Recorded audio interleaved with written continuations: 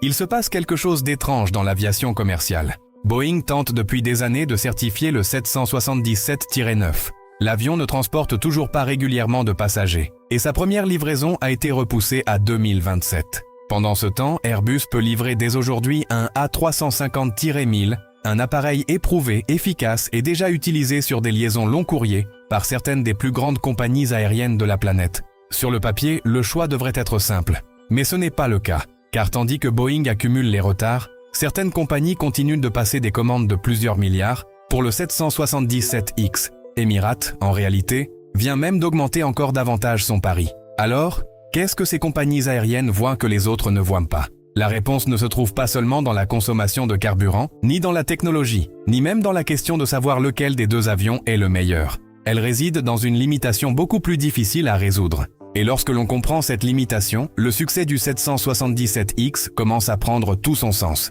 La première chose qu'il faut préciser, c'est que l'A350 ne perd pas parce qu'il serait un mauvais avion. C'est exactement le contraire. Airbus a construit l'une des familles de gros porteurs les plus réussies de son histoire. À la fin du mois de juin 2026, la famille A350 totalisait 1595 commandes fermes, provenant de 68 clients. Sa structure utilise largement les matériaux composites. Ses moteurs ont été conçus pour réduire la consommation par rapport aux générations précédentes, et son autonomie lui permet de couvrir pratiquement toutes les grandes routes commerciales. Et il y a un autre détail important. Les compagnies aériennes continuent de l'acheter. Riyad Air a récemment porté son engagement ferme pour l'A350-1000 à 30 et un appareil.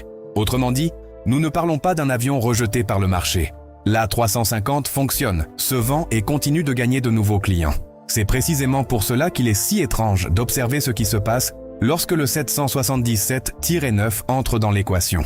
Car sur certaines routes, des compagnies sont prêtes à accepter des années de retard simplement pour pouvoir l'obtenir. Et cela nous conduit à l'erreur la plus fréquente lorsque l'on compare ces deux avions. De l'extérieur, ils semblent être des concurrents directs. Deux énormes biréacteurs long courrier, remplis de technologies modernes et conçus pour remplacer des avions de génération précédente. Mais les compagnies aériennes n'achètent pas des avions en regardant simplement un tableau de caractéristiques techniques. Elles achètent des outils destinés à résoudre des problèmes très précis. Et c'est là que leur philosophie commence à diverger. L'A350 est né autour d'une idée très puissante. L'efficacité accompagnée de flexibilité. Il peut exploiter de longues routes sans obliger la compagnie à remplir chaque jour un avion gigantesque. Le 777-9 joue une autre partie. Boeing a conçu un avion énorme pour les compagnies qui n'ont justement pas un problème de manque de passagers. Leur problème, c'est qu'elles en ont trop. Dans des configurations à forte densité, le 777-9 peut transporter plus de 400 personnes. Il offre également une immense capacité de fret en soute, ainsi que beaucoup d'espace pour les produits premium. Il ne cherche pas à être la réponse idéale pour toutes les routes. Il cherche à être la solution la plus rentable lorsqu'une liaison est déjà pratiquement saturée. Imagine un aéroport où une compagnie souhaite ajouter un autre vol quotidien, mais où cela est tout simplement impossible. Les créneaux de départ et d'arrivée sont occupés. Les terminaux sont saturés. Les infrastructures ont leurs limites. À ce moment-là, la question change complètement. Elle n'est plus « Quel avion consomme le moins par vol ?» La question devient « Combien d'argent puis-je générer avec le seul vol que je suis réellement autorisé à exploiter ?» Et c'est là que la taille commence à se transformer en argent. Si, sur une route donnée, tu peux ajouter plusieurs dizaines de passagers supplémentaires, quelques sièges de classe affaires en plus et davantage de tonnes de fret sans avoir besoin d'un deuxième. Décollage, toute l'économie du vol change. Un avion légèrement plus grand peut générer davantage de revenus, même s'il n'est pas l'option la plus efficace dans tous les scénarios. C'est pourquoi comparer uniquement la consommation par siège peut masquer la partie la plus importante du modèle économique. Personne n'illustre mieux cette logique qu'Emirates. Son modèle économique repose sur la concentration d'énormes volumes de passagers à Dubaï avant de les redistribuer vers des villes d'Europe, d'Asie, d'Afrique, d'Océanie et d'Amérique.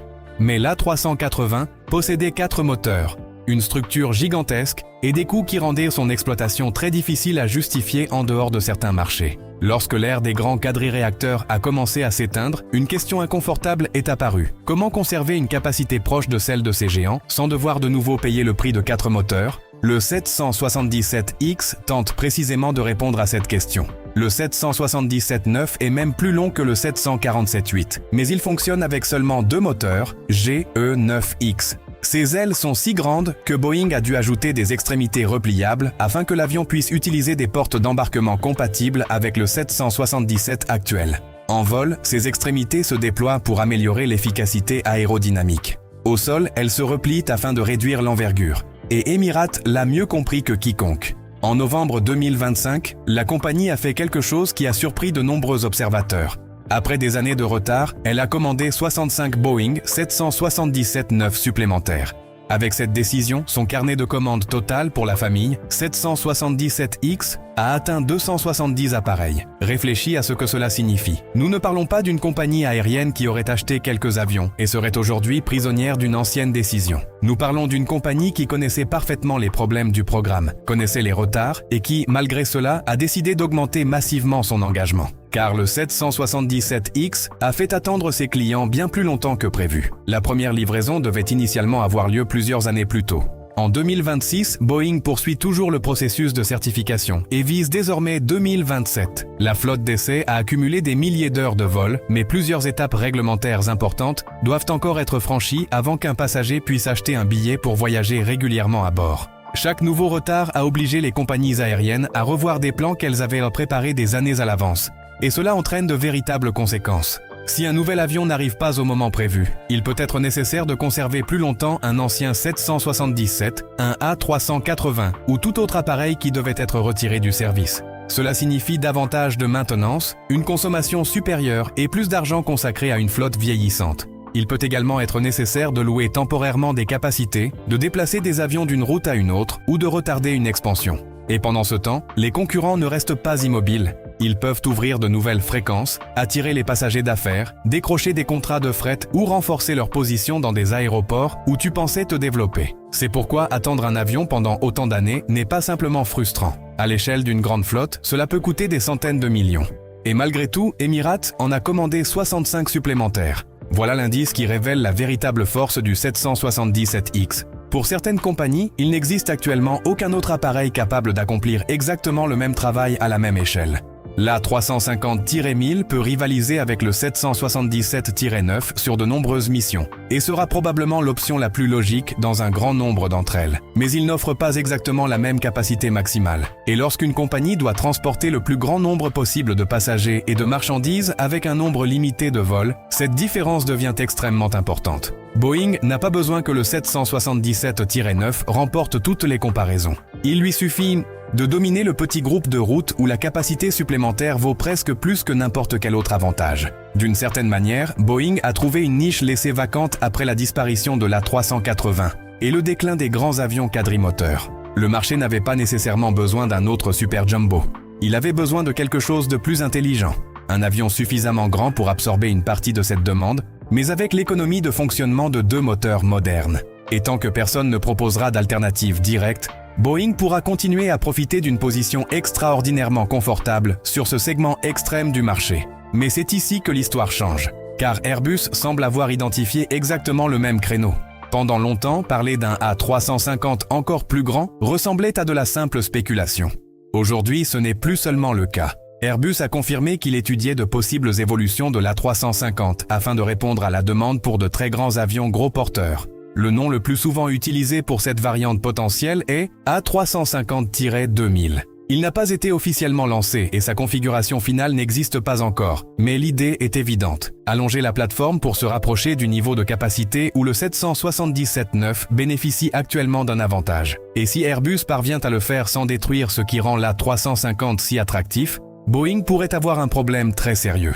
Imagine un avion offrant davantage de sièges, une structure basée sur des matériaux composites, la cabine de l'A350 et l'efficacité aérodynamique d'une plateforme déjà mature. Soudainement, une compagnie ayant besoin d'une capacité extrême ne serait plus obligée de choisir automatiquement le 777X. Elle aurait une deuxième option. Mais le détail le plus intéressant concerne la compagnie qui a montré son intérêt. Emirates. Tim Clark a déclaré que la compagnie étudierait un A350 plus grand si Airbus décidait de le construire. Et c'est énorme, car Emirates n'est pas simplement un client potentiel parmi d'autres. C'est le plus grand soutien du 777X et la compagnie qui a le plus besoin de très grands avions. Si Airbus parvenait à créer un produit capable d'attirer sérieusement son attention, il attaquerait Boeing exactement là où il est le plus fort. Cependant, Airbus doit faire face à un obstacle qu'il ne peut pas ignorer. Le moteur. Emirates exploite déjà la 350-900 et Clark s'est exprimé très positivement sur l'avion. Le problème apparaît lorsque l'on parle de la 350-1000 et de son Trent XWB-97. Pendant des années, Emirates a exprimé des inquiétudes concernant la durabilité du moteur dans des conditions extrêmement chaudes et exigeantes comme celles du Golfe. Rolls-Royce affirme que ces améliorations augmentent le temps entre les révisions et que d'autres avancées sont encore à venir. Mais si Airbus allonge la 350 pour en faire un appareil encore plus grand, la question devient encore plus complexe. Rolls-Royce travaille avec Airbus pendant que cette possibilité est étudiée. Et sa direction a reconnu que, selon la conception finale, une variante plus grande pourrait nécessiter un nouveau moteur plus puissant. Cela signifie de l'argent, du temps, des essais et des risques. Vu de l'extérieur, allonger un fuselage peut sembler être une évolution relativement simple, mais augmenter la capacité sans sacrifier l'autonomie, les performances ou l'efficacité nécessite de trouver un équilibre extrêmement délicat. Si l'avion devient trop lourd, s'il nécessite trop de puissance ou si le moteur n'offre pas la durabilité attendue par les compagnies, l'avantage théorique peut rapidement disparaître. C'est pourquoi la 350-2000 n'est pas encore une réponse garantie. Il s'agit d'une menace potentielle. Airbus devra déterminer si la demande mondiale est suffisamment importante pour justifier un investissement colossal dans un avion qui n'entrerait probablement pas en service avant la prochaine décennie. Il lui faudrait des clients importants dès le départ et il faudrait convaincre Rolls-Royce que l'équation du moteur fonctionne. Mais si Airbus parvient à résoudre ces différents éléments, il pourrait attaquer l'un des derniers territoires où Boeing ne possède pratiquement aucun rival équivalent. Et au moment même où Airbus semble se rapprocher, Boeing a posé une autre carte sur la table. L'accord conclu avec Emirates en 2025 ne comprenait pas seulement 65 nouveaux 777-9. Il incluait également des options pouvant être converties en 777-8, voire en un éventuel 777-10. Boeing étudie la faisabilité de cette variante encore plus grande. Il ne s'agit pas encore d'un programme officiellement lancé et nous ne savons pas exactement à quoi ressemblerait l'avion, mais le message est difficile à ignorer. Si Airbus allonge l'A350 pour atteindre le 777-9, Boeing pourrait répondre en allongeant une nouvelle fois le 777X. Cela transformerait une comparaison qui semblait assez simple en une nouvelle course aux géants.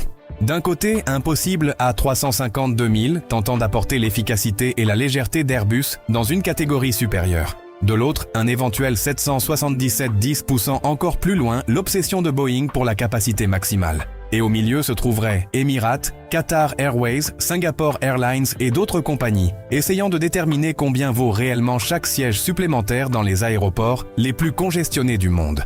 La véritable histoire n'a donc jamais été que le 777X était simplement meilleur que la 350.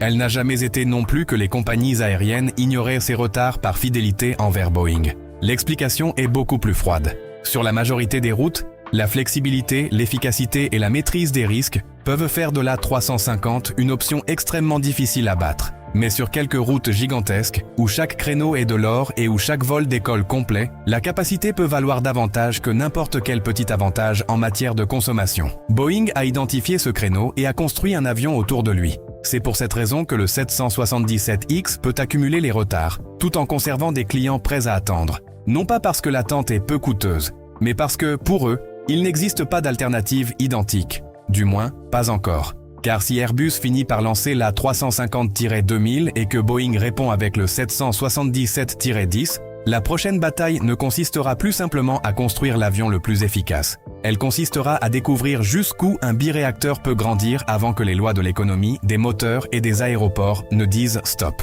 Et après des années durant lesquelles Boeing a pratiquement eu ce segment du marché pour lui seul, cette bataille pourrait être sur le point de commencer.